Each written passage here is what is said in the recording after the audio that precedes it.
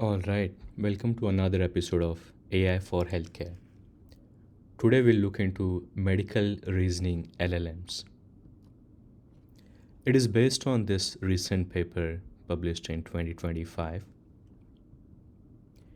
Before we dive into the methodology, we need to understand three core concepts: reasoning models, reinforcement learning, and Monte Carlo tree search. Let's look at them one by one. What is a reasoning model? Reasoning model is capable of solving a problem through multiple intermediate steps. It mimics how humans can have structured thought process. These reasoning models can either display their thought process explicitly through output tokens or can handle it internally in the latent space. Usually, these reasoning models are better compared to non reasoning models, especially in complex tasks such as coding challenges or clinical diagnosis. Let's look at an example. What is the square root of the year of birth of the man commonly regarded as the father of iPhone? As you can see, the system will have to break this down and solve. So, Steve Jobs is considered as the father of the iPhone. The birth year for Steve Jobs is 1955, and then deriving the square root of the year, which is around 44.2. Let's look at another interesting example from this widely popular paper from 2022 with over 4,000 citations. A juggler can juggle 16 balls. Half of the balls are golf balls, and half of the golf balls are blue. How many blue golf balls are there? With non-reasoning approach, we might not get the accurate answer.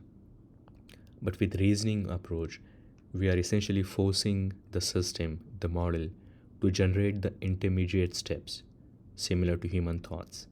And this way, the model can get the right output. As you can see, these reasoning steps are generated at inference times or testing time, which is why this approach for creating reasoning models is also called as test time scaling or inference time scaling. Other other similar terms are runtime scaling and inference time compute scaling.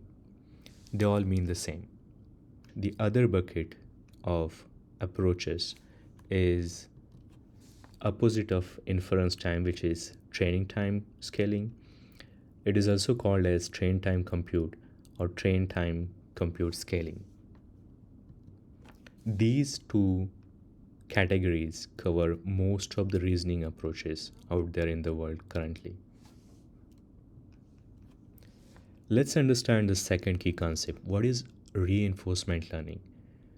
So, reinforcement learning is a system or learner or agent that explores different actions and learns optimal policy which can maximize the rewards.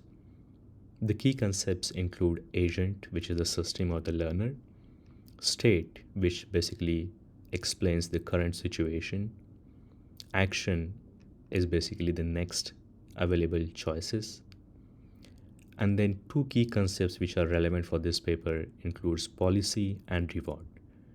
Policy is basically a framework through which next actions could be generated. Reward helps to choose better actions. Let's take an example. This is a grid, and the mouse which is present here needs to travel from cell number 1 to cell number 9. Of course, it should avoid cell number 5. Now, how can we apply these concepts? The agent is again the learner, the system which will learn how to navigate from cell number 1 to cell number 9. The current state is basically describing where the mouse is present, which is cell number 1. And there are 4 actions available: up, down, left, and right. Now let's see how policy comes into the picture. Assume the mouse has moved to cell number 8. Now in cell number 8, as per the policy, only 3 actions are available: left, right, or down. However, the reward would help us determine which is the better action out of these. Meaning, if the mouse moves left, it is moving away from the reward, so it should get penalized like -1. If the mouse moves right, then it should give the maximum reward, let's say it is 10. But if the mouse moves downward, it should provide maximum penalty, which could be -10. Now that we understand these concepts, we can use these, especially the policy and the reward generation, in this medical reasoning LLM. This is another example from medical domain which can help us understand some concepts. If we have to move from starting state, which is when the patient walks in with some symptoms, to the end stage, which would be the diagnosis, it would be a path which contains multiple steps. At each step, the doctor or the AI system would have several choices, several options they would explore. This expands on the previous example. From the symptom which was initially shown by the patient, if we have to reach the end stage, which is the accurate diagnosis, we'll go through multiple intermediate steps or states. At each step, we'll have multiple paths, and if we choose the right path every single time, we can reach to the correct diagnosis. The third concept which is required to understand this paper is tree search algorithms. As we just saw, the decision process from start state to end state looks very similar to a tree. So in a way, what we need is better strategies which can help us search through a tree-like structure. There are several categories of algorithms which are used in tree search. Exhaustive search is one of the most common ones, which includes algorithms like depth-first search or breadth-first search. Heuristic-based approaches offers another interesting choice as it provides optimal pathfinding. This optimal pathfinding is done using some sort of heuristics or estimated cost to prioritize which paths to explore further. And finally, we have probabilistic search category, where algorithms like Monte Carlo tree search offers unique advantages like balancing exploration versus exploitation trade-off. One might assume that exhaustive strategies like breadth first search, which guarantees the shortest path, would be ideal, especially in medical reasoning, where certainty is often preferred over approximation. However, the best approach depends on the use case. For instance, algorithms like A star can optimize for factors such as cost, structuring a diagnostic decision tree that prioritizes low cost tests to rule out common diseases first.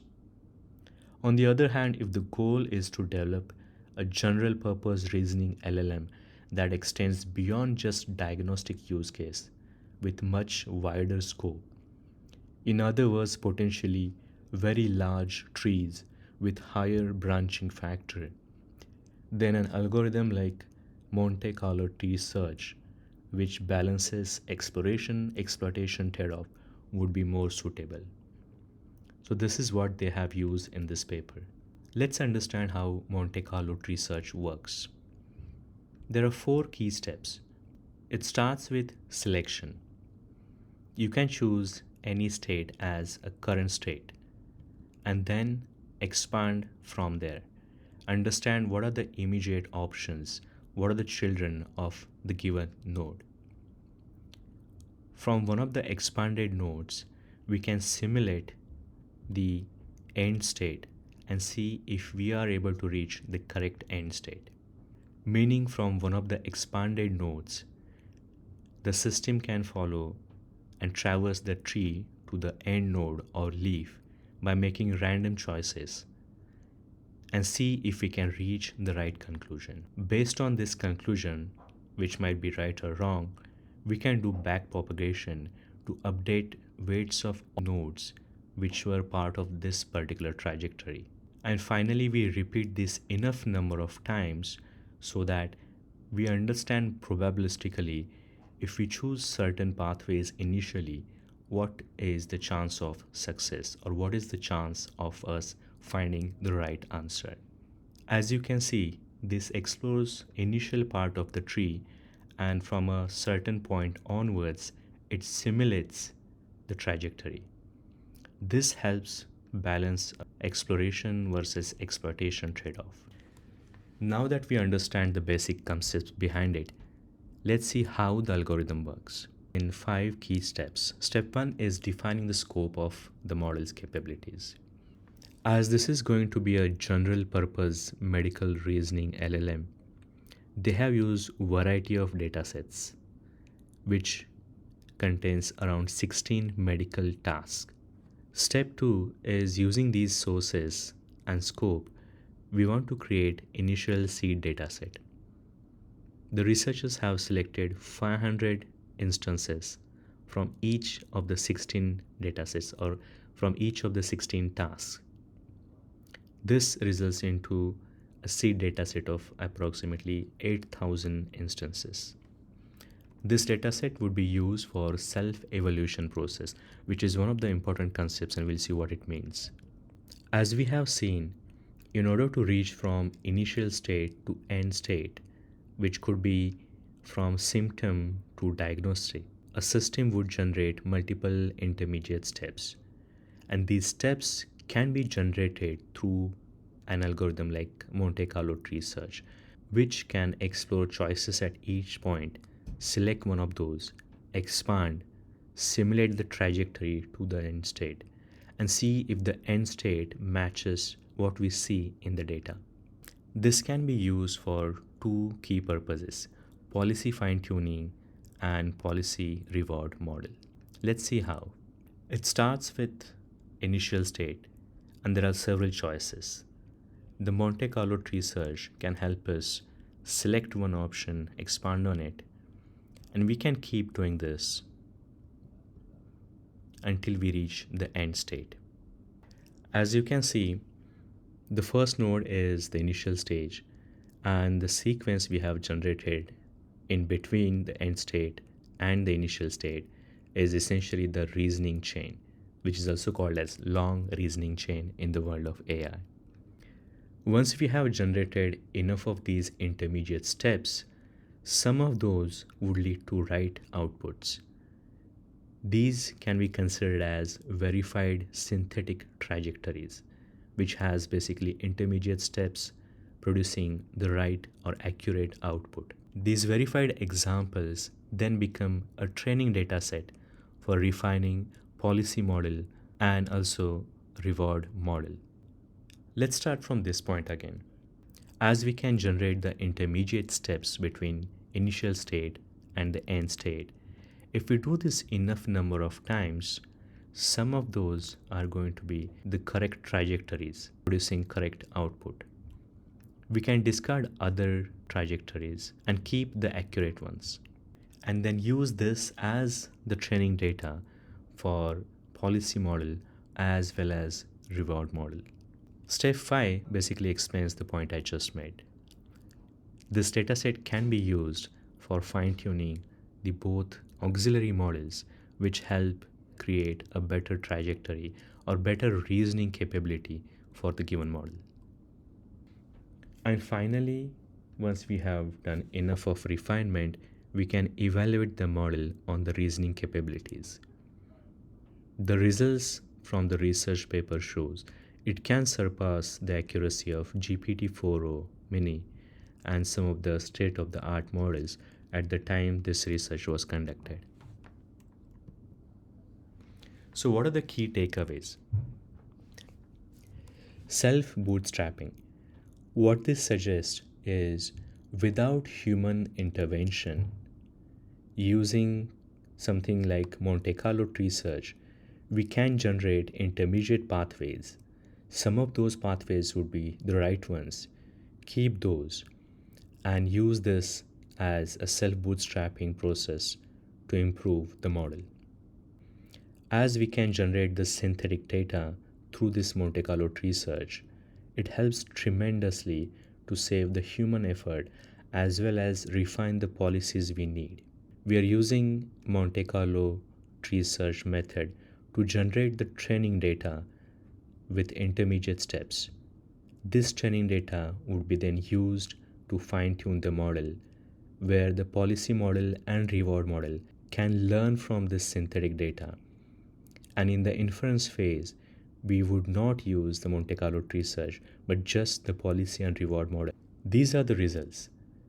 As you can see, a lot of the state of the art models were evaluated on 11 tasks.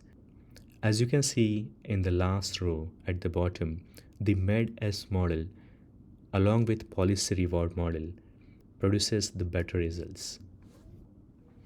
Let's do a quick recap of core concepts. Reasoning models generally perform better than non-reasoning models, which is very helpful in fields like clinical or medical analysis. Long reasoning chains, meaning having multiple intermediate steps, increases the chances of a reasoning model producing a more accurate output. Self-evolution paradigm is a method used by these researchers which allowed them to generate the reasoning steps, the intermediate steps, without human effort. They use Monte Carlo tree search to explore the search space from initial state to end state. And then the data generated by Monte Carlo tree search was used for policy model and reward model fine tuning. Policy model basically helps understand set of available actions, and reward models helps us understand what would be the better action amongst those. This is a recap of medical reasoning model paper, one of the many we will see this year, but certainly a promising one. Thank you for watching.